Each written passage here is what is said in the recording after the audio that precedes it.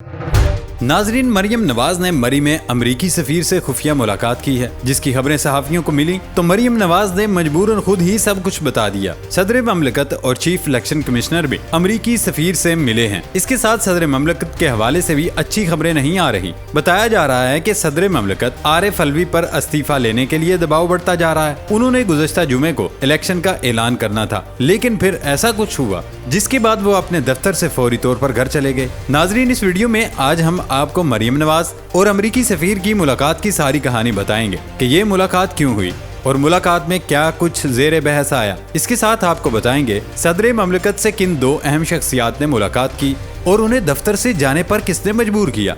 दोस्तों, इन तमाम बातों को जानने से पहले आपसे गुजारिश है, हमारे इस मुनफरिद चैनल खोजी टीवी को सब्सक्राइब कर ले और बेल आइकन से नोटिफिकेशन फॉर ऑल पर क्लिक कर ले और साथ साथ हमारे फेसबुक पेज खोजी टीवी को फॉलो कर ले। नाजरीन, इस्लामाबाद के एक सीनियर सहाफ़ी ने दावा किया कि सदर आरिफ अलवी जुमा को इंतखाबात के लिए नवंबर की तारीख का ऐलान करने वाले थे, लेकिन फिर दो अहम शख्सियात ने ईवान सदर जाकर उनसे 2 घंटे तवील मुलाकात की, जिसके बाद वो ऐलान करने के लिए दफ्तर में ही ना रुके। सहाफ़ी कामरान यूसुफ के मुताबिक सदर ममलकत ईवान सदर के 4थे फ्लोर पर बैठते थे और इस अहम मुलाकात के दौरान वहाँ से अमले को हटा दिया गया। सदर आरिफ अलवी को एक रिटायर्ड जज कानूनी मशावरत करते हैं, जिनकी राय है कि इलेक्शन एक्ट में तरमीम के बावजूद आइन के तहत सदर को इंतखाबात की तारीख देने का हक हासिल है, जबकि सुप्रीम कोर्ट भी इस मामले को उठाने वाली है। इलेक्शन कमीशन ने हाल ही में सदर को लिखे गए एक खत में वाज़ेह किया था, चूँकि कौमी असम्बली आइन के आर्टिकल 58(2)B की बजाय 58(1) के तहत तहलील की गई, लिहाजा इलेक्शन की तारीख देने का इख्तियार सदर का नहीं बल्कि इलेक्शन कमीशन का है। कामरान यूसुफ के बकौल इलेक्शन कमीशन की जानिब से जुमा को हंगामी इजलास बुलाने का तनाजुर भी यही था और हुक्काम सुप्रीम कोर्ट में इलेक्शन के हवाले से समाअत से पहले कोई कदम उठाना चाहते हैं। दोस्तों, अब तो ईवान सदर के जराए खुद भी कंफर्म कर रहे हैं कि जुमा को सदर की 2 अहम शख्सियात से मुलाकात हुई है और इस मुलाकात के दौरान ईवान सदर का 4th फ्लोर, जहाँ सदर ममलकत का ऑफिस चैम्बर है, किसी को भी आमदो रफ्त की इजाजत नहीं थी। ईवान सदर के अमले को भी रोक दिया गया था। 3 बड़ों की इस मुलाकात में क्या हुआ, इस हवाले से ईवान सदर या किसी दूसरे जरिए से कोई बयान या एलामिया जारी नहीं किया गया। ताहम मुल्की सूरत-ए-हाल के पसे मंजर में इस ज़िमन में सोशल मीडिया पर कियास आराइयां जरूर हो रही हैं। कुछ लोग इम्कान जाहिर कर रहे हैं सदर आइंदा 72 घंटे में इलेक्शन की तारीख का ऐलान कर सकते हैं। ये भी कहा जा रहा है कि इलेक्शन की तारीख मुकर्रर करने के लिए सदर ने चीफ इलेक्शन कमिश्नर को खत लिखा था। इलेक्शन कमिश्नर ने ईवान सदर जाने से माजरत कर ली थी और ईवान सदर पर वाज़ेह कर दिया था कि इलेक्शन एक्ट 2017 आर्टिकल 57 के मुताबिक इलेक्शन तारीख मुकर्रर करने का इख्तियार कमीशन के पास है। सदर ने वजारत कानून से राय तलब की तो वजारत कानून का भी यही जवाब था, जिसके बाद कहा जाता रहा कि सदर आइन के आर्टिकल 58 के मुताबिक इलेक्शन की तारीख का ऐलान कर सकते हैं। इसलिए जुमा की मुलाकात इसी तनाज़र के हवाले से अहमियत की हामिल थी। मुलाकात का एक और पहलू आर्मी एक्ट और ऑफिशियल सीक्रेट एक्ट में तरमीम के ज़िमन में है, जिस पर सदर ने ट्वीट जारी की थी कि उन्होंने तौसीकी बिल पर दस्तखत नहीं किए थे, जिसके बाद ये बिल अज खुद कानून बन गए थे। और एक तीसरा पहलू सदर के ओहदा मियाद के हवाले से है। सदर अलवी के ओहदा सदारत की मियाद 8 सितंबर को मुकम्मल हो रही है। ईवान सदर ने इस बात की तस्दीक नहीं की कि सदर ओहदा सदारत की मियाद मुकम्मल करके घर चले जाएंगे, क्योंकि आइन के तहत सदर के आने तक मौजूदा सदर बरकरार रह सकते हैं। इसके अलावा ईवान सदर ने आइंदा हफ्ते के लिए सदारती सरगर्मियों का जो मुजव्वज़ा शेड्यूल तैयार किया, उसके मुताबिक सदर अलवी आज से 4 रोज़ा दौरे पर लाहौर जा रहे हैं, जिसके बाद उनकी वापसी 7 सितंबर को होगी। मुबस्सिरीन का कहना है कि तारीख के हवाले से इलेक्शन कमीशन भी आइंदा हफ्ते आम इंतखाबात की तारीख का ऐलान कर सकता है। अगर ईवान सदर और इलेक्शन कमीशन से अलग अलग तारीखों का ऐलान हो तो ऐसी सूरत में इबहाम दूर करने के लिए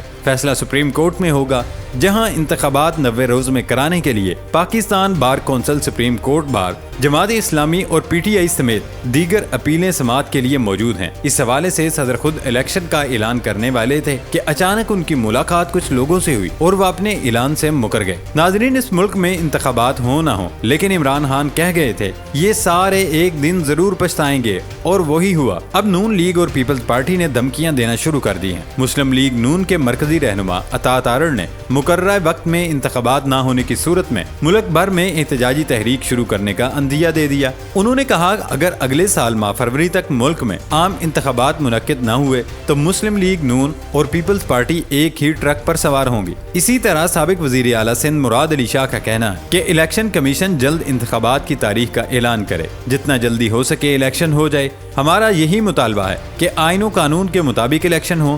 الیکشن کمیشن نے حلقہ بندیوں کا شیڈول دیا ہے، جلد الیکشن کی تاریخ کا اعلان بھی کرے، ورنہ حالات اس طرح نہیں رہیں گے۔ یعنی دو جماعتوں کو معلوم ہو گیا ہے کہ معاملات اب ان کے ہاتھوں سے نکل رہے ہیں اور موجودہ نگران حکومت ہی کئی سال گزار دے گی، اس لیے اب وہ خود سڑکوں اور ٹرکوں پر آنے کی دھمکیاں دے رہے ہیں۔ اب تک اتنا کچھ دیکھ ہی لیا ہے تو یہ بھی دیکھ لیتے ہیں۔ دوستو، دوسری جانب ہم دیکھ رہے ہیں کہ مریم نواز صاحبہ امریکی سفیر سے بار بار ملاقات کر رہی ہے۔ کل بھی انہوں نے مری میں امریکی سفیر سے ملاقات کی، جس میں امریکی سفیر نے تجارت، امن، علاقائی استحکام اور باہمی تعاون کے فروغ کی اہمیت پر زور دیا۔ اس کے بعد امریکی سفیر کی نگران وزیر اعظم سے ملاقات ہوئی اور اس ملاقات میں وہ شفاف انتخابات، IMF معاہدے پر عمل پر زور دیتے ہیں اور بتاتے ہیں کہ امید ہے پاکستان میں صاف و شفاف الیکشن ہوں گے۔ اسی طرح ان کی الیکشن کمیشن میں بھی الیکشن کمشنر سے ملاقات ہوتی ہے، جہاں الیکشن کے انعقاد کے حوالے سے اہم ترین اجلاس چل رہا ہے۔ ایسے میں سوال اٹھ رہے ہیں کہ مریم نواز، نگران وزیر اعظم اور چیف الیکشن کمیشن کا امریکی سفیر سے ملاقات کا کیا مطلب ہے؟